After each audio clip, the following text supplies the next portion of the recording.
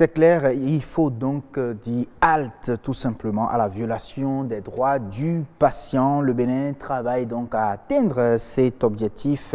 On en parle bien sûr sur Nature et Bien-être ce soir avec l'aide de M. Satuné Agbani Bilosessi. Vous êtes avocat. Oui. Merci d'avoir accepté notre invitation. Je vous en prie. C'est vraiment un grand plaisir. Alors quand on parle de violation des droits du patient, qu'est-ce qu'on retient en réalité? Qu'est-ce qu'on y met? En réalité, c'est toute violation qui participe du non-respect par le médecin ou l'agent de santé de ce à quoi le patient a droit. Je m'explique, vous savez, c'est pas des notions subjectives, c'est des notions qui existent chez nous, qui sont définies, mais qui ne sont pas juste appliquées. Ah, d'accord. En termes de droit, par exemple, on peut en citer, si vous voulez, en termes de droit, par exemple, on peut parler du droit aux soins de qualité, par exemple. Donc, c'est des notions, c'est des principes qui sont dictés par le législateur, qui sont dictés par le code de déontologie médicale, mais qui ne sont juste pas respectés. D'accord, on va revenir à vous tout à l'heure. Nous allons suivre d'abord cet élément témoin et continuer bien sûr cet entretien et beaucoup plus en profondeur cet élément témoin, juste pour illustrer le sujet. Regardez. Se soigner, c'est l'un des 5 besoins fondamentaux de l'homme. Chez les malades reçus au centre hospitalier universitaire de la mère et de l'enfant Lagune, plus qu'un besoin, c'est un droit. Ils m'ont vite prise en charge. Elles ont été très aimables avec moi. Quand le soigné ou bien le patient connaît ses devoirs et que le soignant aussi connaît le droit des patients, je crois que ce serait maintenant un partenariat entre les soignants et les patients. Il y aura une relation vraiment soignant-soigné qui serait dans une harmonie, une ambiance humaine. Mais force est de constater dans la plupart des hôpitaux que les droits des patients sont souvent violés par certains agents de santé. Très souvent, nous blessons verbalement sans le savoir. Et très souvent, nous méprisons les droits de ces patients-là, de nos clients. Bon, d'autres le font aussi sciemment. Car je prends l'exemple d'une femme qui vient accoucher et déjà l'aide-soignante qui doit l'accueillir, l'installer sur la table roulante pour l'amener, je veux parler du brancard, pour l'amener vers la salle d'accouchement, mais qui commence par lui dire, c'est quoi? C'est une maladie, la grossesse. Marche, hein? Mais si tu ne marches pas, ça fait ton affaire. Les membres du réseau Amis des patients du Bénin, du Togo et de la Côte d'Ivoire se sont réunis pour sensibiliser leurs pairs agents de santé sur les droits des patients. Nous nous sommes engagés maintenant à faire connaître ces droits à ces patients et à les respecter nous-mêmes afin que plus jamais dans les hôpitaux, nous n'ayons que les clientes et les clients n'aient plus à se plaindre de nous. La relation agent de santé patient-client se veut désormais être un partenariat. Violences faites aux patientes dans les établissements de santé, comment les éradiquer d'ici 2025? La réponse a été apportée au cours de ces échanges entre usagers de centres hospitaliers, universitaires, de la mère et de l'enfant Lagune.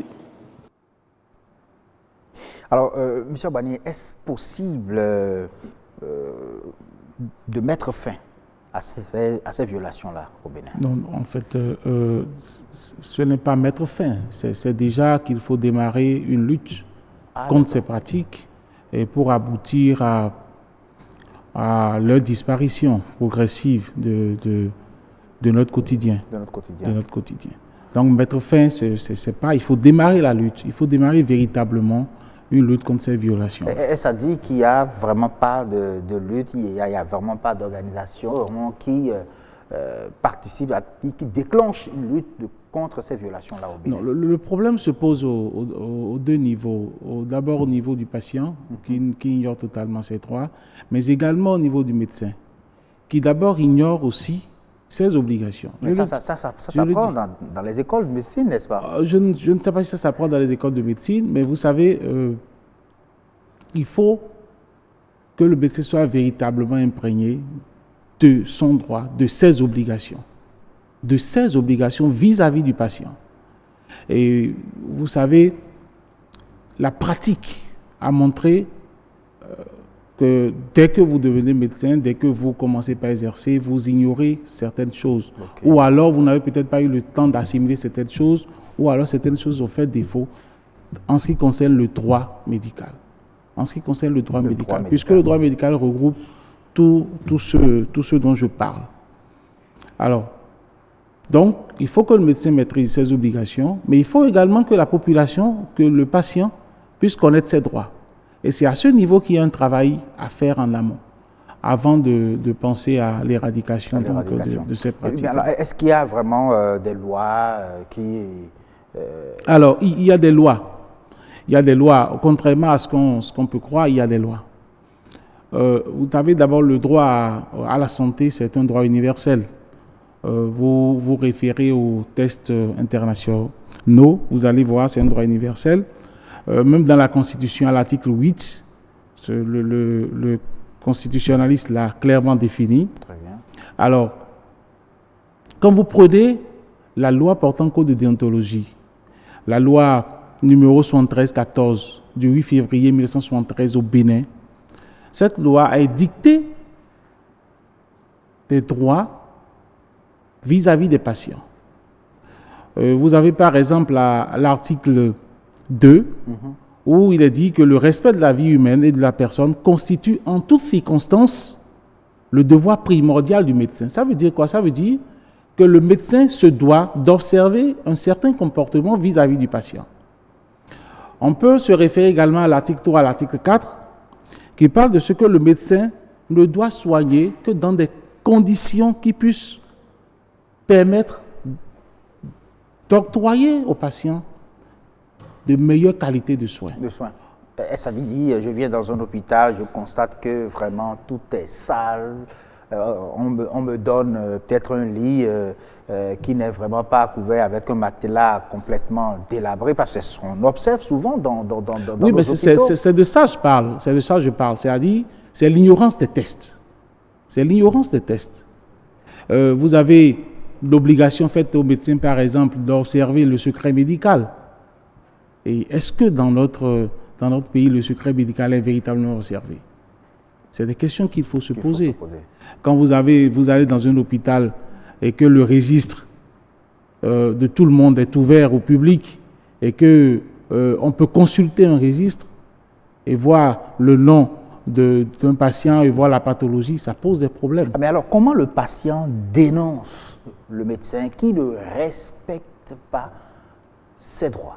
Mais le patient, d'abord, s'il connaît ses droits, oui, il peut relever le médecin pour dire, docteur, s'il vous plaît, ce n'est pas normal ce que vous faites. La façon dont j'ai été reçu, je ne suis pas satisfait. Ça peut se dire. Et de plus en plus, les gens le font.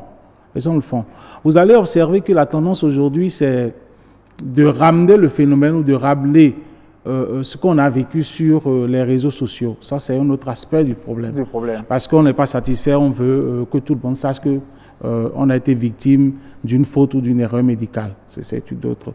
Mais également, si en cas d'erreur véritable ou en cas de faute médicale, la loi permet au patient de se plaindre. Alors, et le droit de se plaindre constitue également un droit des patients. Un droit des patients, c'est un droit universel. Oui, vous avez dit de preuve, ça dit de violation véritable. Et ça dit que le patient a les outils qu'il faut pour vraiment prouver cette violation. Non, le problème de la preuve constitue un problème à observer avec beaucoup je dirais, beaucoup d'analyse. Il y a des cas qui sont véritablement criards. Il y a des cas qui sont criards. Vous allez à l'hôpital, ce qu'on vous a prescrit, le médecin ne vous administre pas ce qu'on vous a prescrit. Vous avez ça, vous connaissez comment ça se passe. Le gars, il est diabétique, le monsieur est diabétique, on lui donne du sérum glucosé. C'est des cas évidents, et même tout le monde le dit, on lui donne du sérum glucosé. Le patient décède. Mais il n'y a aucune action qui est faite par la famille pour dénoncer et pour se révolter contre la chose. Parce que nous sommes dans un environnement où la tendance, que, bon, il est décédé, et c'est du fatalisme, quoi. Il est décédé, c'est même pas la peine de porter le cas, c'est même pas la peine de porter le préjudice devant la juridiction. C'est pas la peine de dénoncer le médecin. Ça ne va pas réveiller le mort. Voilà, ça ne va pas réveiller le mort. Oui.